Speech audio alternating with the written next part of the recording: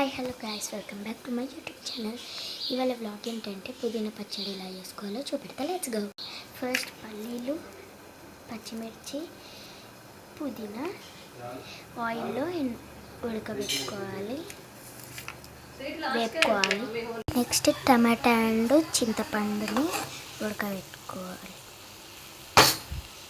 అది ఉడకాలంటే క్యాప్ పెట్టాలి కాబట్టి 2 minutes. టమాటో ఉడికినాక పల్లీలని పల్లీలని ఫస్ట్ పట్టుకోవాలి, ఎందుకంటే మొత్తం పల్లి ఉంటుంది నెక్స్ట్.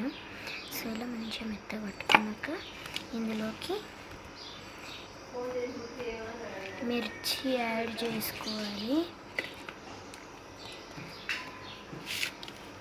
మిర్చి దెన్ ఆఫ్టర్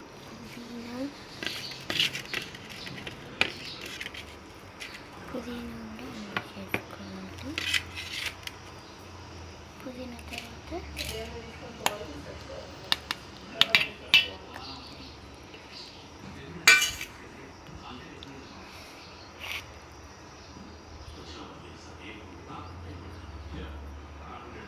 ఇలా అన్నీ మిక్సీ పట్టుకున్నాక పోపుకి ఫస్ట్ నూనెలో పచ్చి శనగపప్పు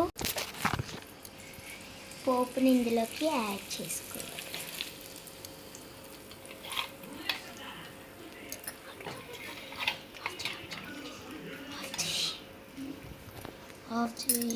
పోపులోకి పచ్చి శనగపప్పు, మినప్పప్పు, ఆవాలు, జీలకర్ర, కరివేపాకు, ఎండుమిర్చి,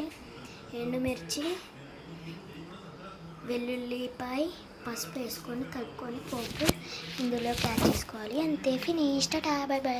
if you like this video, like, share and subscribe.